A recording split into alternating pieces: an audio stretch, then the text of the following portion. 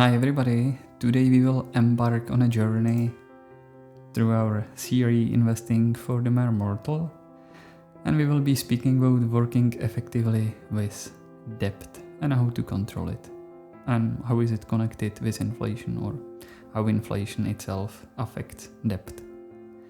So what will we go through together on this journey? So we will discuss how is debt created, what is good and bad debt, then how can we control debt, why is being completely debt-free often not optimal, why is inflation our ally against debt, how do we keep debt at bay, how do we check our creditworthiness. So let's kick off with how is debt created. So today, the majority of the debt, and therefore new money, is created largely through the lending activities of commercial banks. So simply said, person goes to a bank, the bank checks his creditworthiness, and if everything is in order, the person is provided with a loan with some price. This price of loan is called interest, and the price of money is determined by current interest rate of the national bank plus some margin of commercial bank, and if there is higher risk connected with the person, for example, there are some problems on his creditworthiness rating, then the bank can add into the interest some risk premium. And then debt is like real new money created that is released into circulation by the person who took this loan or debt. And then after some time, when it flows through economy, it creates inflation. Obviously, if it's done just by a single person, then it's like a drop into the sea. But on the other hand, if many people do the same, then there are some new money created, new debt created and released into economy. And of course, if someone pays off the debt or loan, then the new money is destroyed. And the national bank is trying to keep this in balance through setting the price of the money, which is called interest rate, and the national bank is trying to make sure that the average inflation is 2%. So this is how the majority of new money is created. So what is good and bad debt? So in case of good debt, it will lead to a better future for ourselves. For example, if we use debt to pay our studies, or if we buy tools that we need to do our work. On the other hand, bad debt will make our future self worse. Because, for example, we will use debt to buy vacation or live above our means, and then in future it will usually catch us up. Now, we can think about debt as borrowing from our future selves. And if we think about debt in this way, then it should be obvious we should increase our earning capacity if possible through debt to make our future self better. And how can we control debt? So first of all, we must realize that we are the most important part of the debt control equation. And further, that we are not primarily driven by logic, but by emotion. And it's our psychology that marketing will try to use against us to make sure that we will use debt more than is healthy, because then it will increase their profits. So we will do this inside practical example. We will open Excel, and inside Excel we will try to together go through how to control debt, what kind of markers we can use or ratios we can use to control it, and make sure that we are actually within the healthy amount of debt. And then we will also try to discuss why inflation is actually our friend against debt. And after that, we will also show how we can check our creditworthiness. Please be aware that given I'm living inside Czech Republic, this may be Czech Republic specific. Obviously, it will help, for example, expats living in Czech Republic to check their creditworthiness. In case of your country, it may be a little different, but very likely there will be possibility how to check your creditworthiness.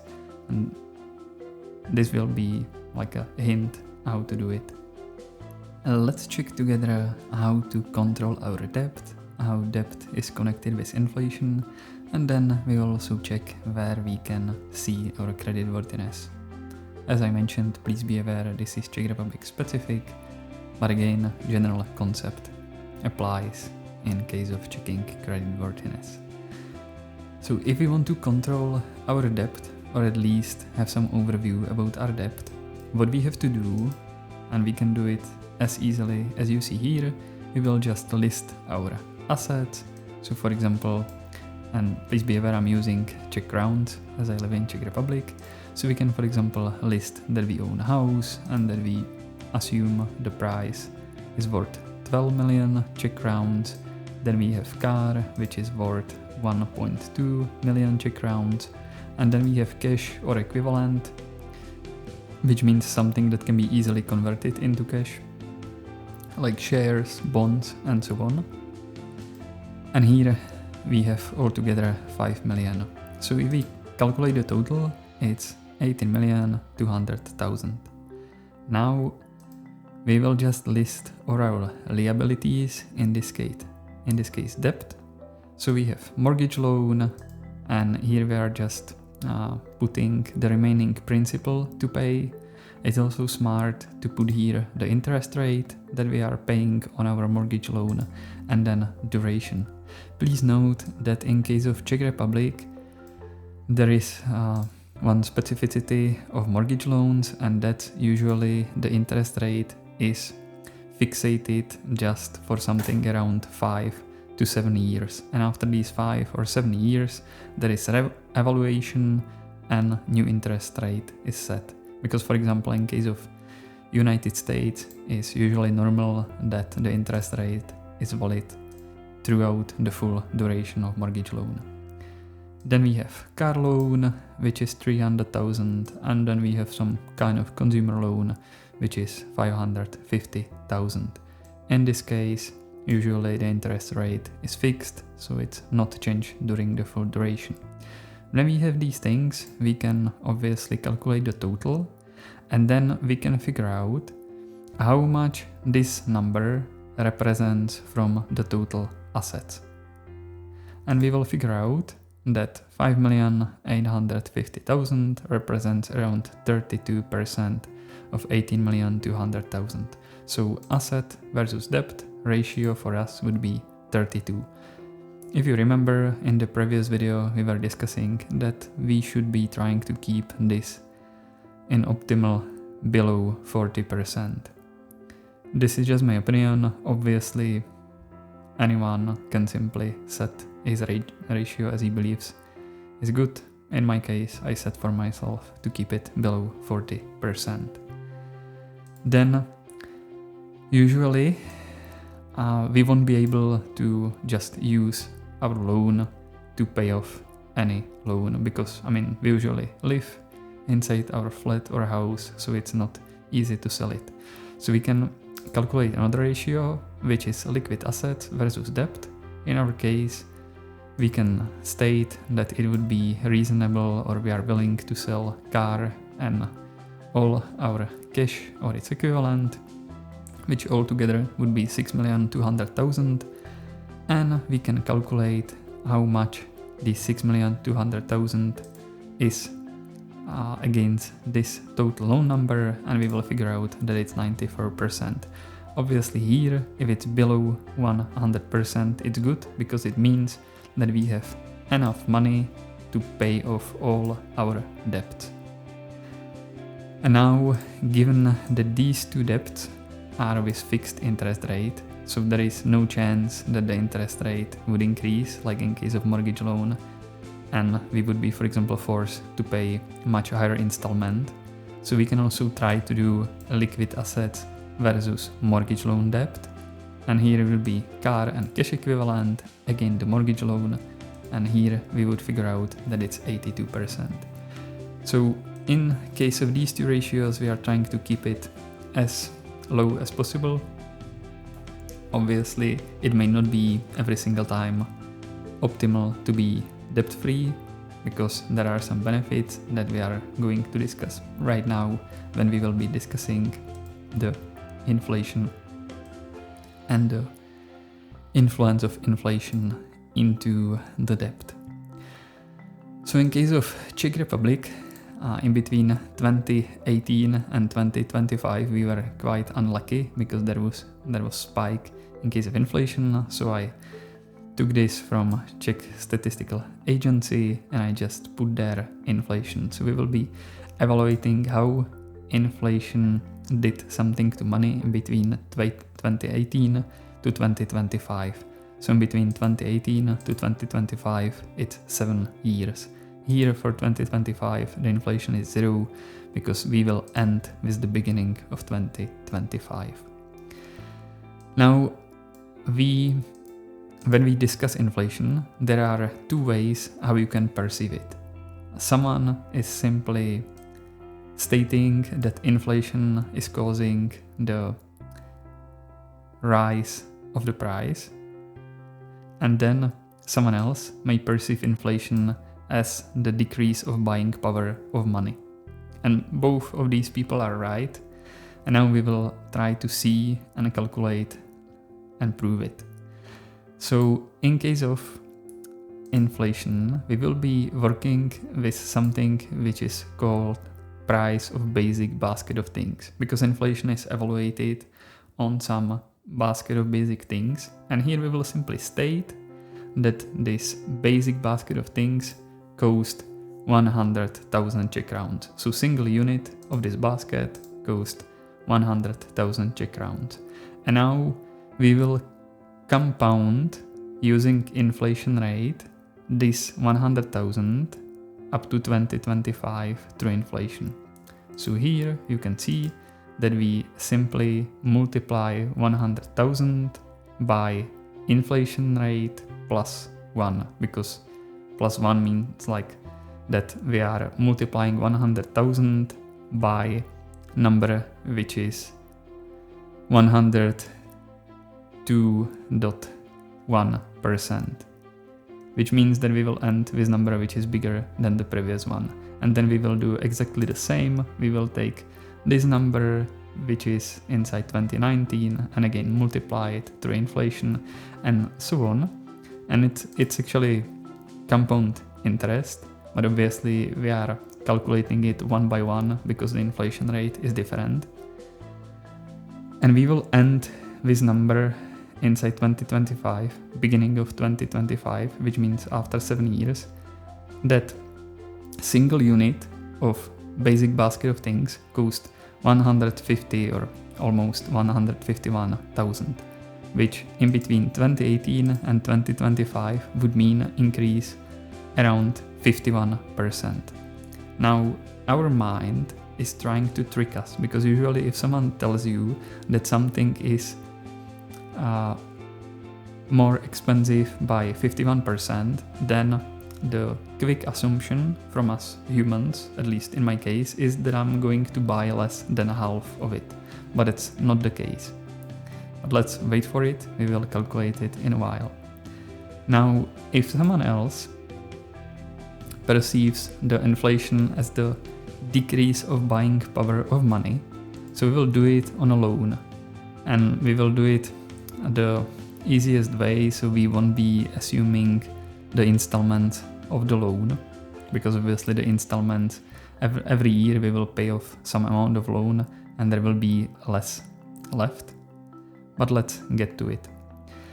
So let's assume that we took a loan of 100,000 inside 2018, and now because we took this loan and we know from previous videos that inflation helps us pay off debt because it reduces the value of money, and that money today is worth more than money tomorrow, then here we borrowed 100,000, bought something, ideally for example a house or some asset which is increasing value throughout time, and then because we decided to pay off this loan over, let's say, 7 years, every year the remaining amount of the loan is depreciated by inflation.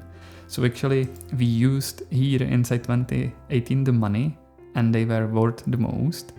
And now before we pay off all the money back to the company, they are depreciated by the inflation. So here, to make it simple and matching this first calculation, we are simply trying to figure out what is the number here that if multiplied by 100% plus 2.10% would create 100,000. And the number which if we will let it grow by 2.10% that will create 100,000 is this. And then we do exactly the same. So it's like reversed. So it's like reversed compound interest. And then we will figure out that in between 2018 and 2025, the depreciation in between this and this is around 34%. So the buying power of money, how much the money in between 2018 and 2025 can buy, decreased by approximately 34%. So you can imagine if you hide below your bet 100,000 inside 2018 and you put them out inside 2025, you still have 100,000, but you can buy just something which is worth 66,300 Czech crowns.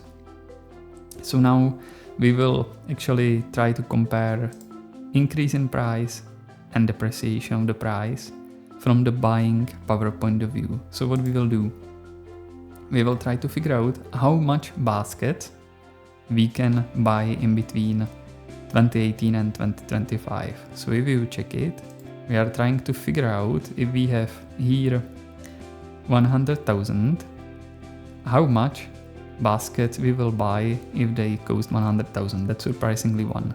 100,000 divided by 100,000 is 1. Now here, obviously we are using again 100,000, but because price increased, we are able to buy just 0.95 and so on.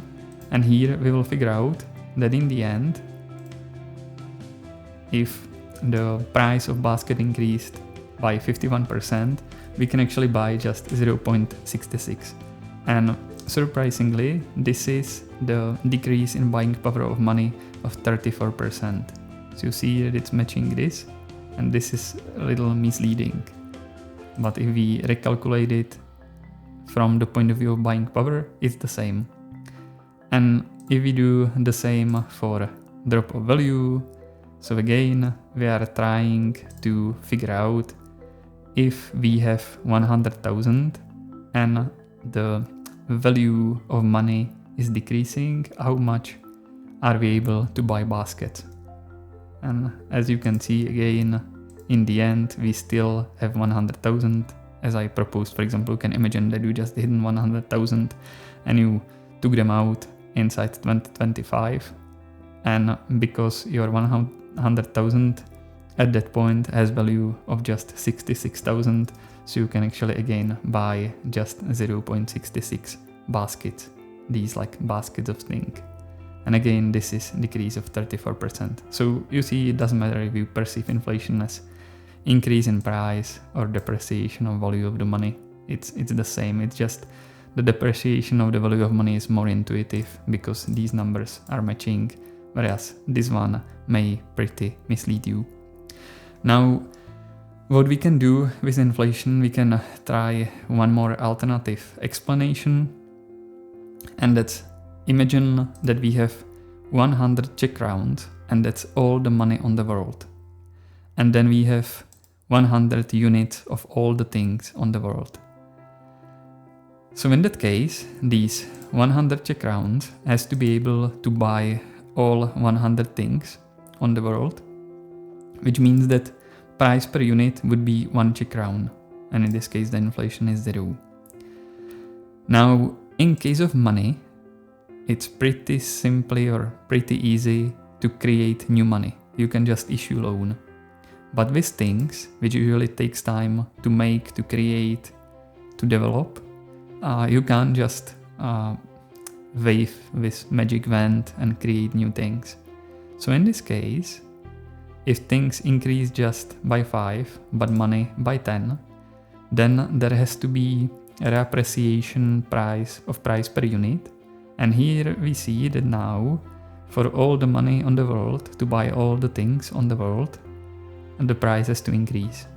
And here in between year 1 and year 2, the inflation would be 4.7%. And here the same.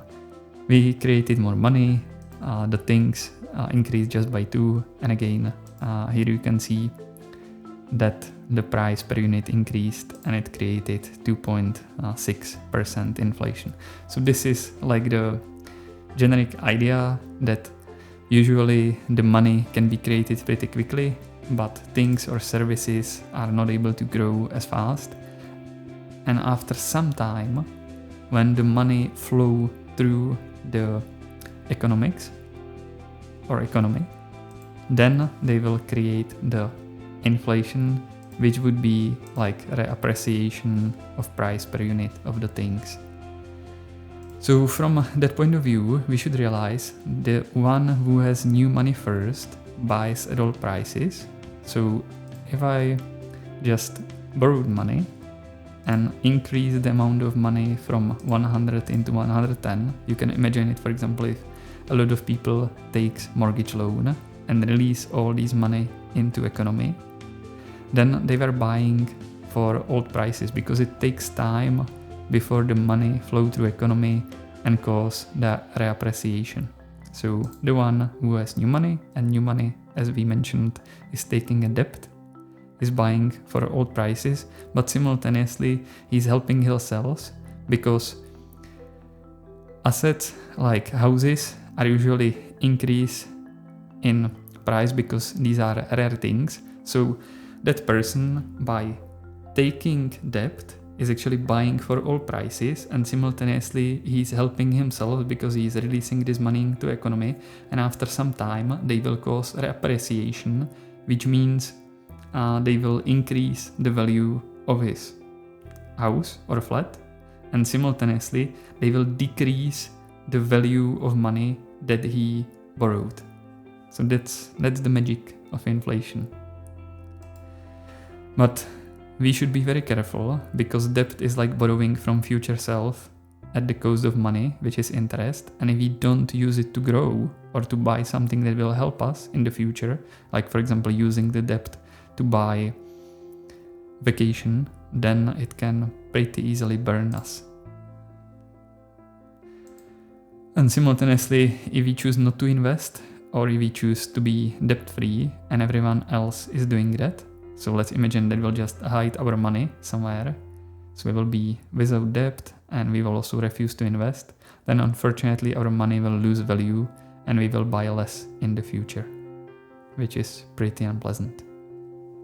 So now let's go into the last part of our discussion, and that's where we can verify, at least in Czech Republic, our credit worthiness. So let me just quickly switch this into browser.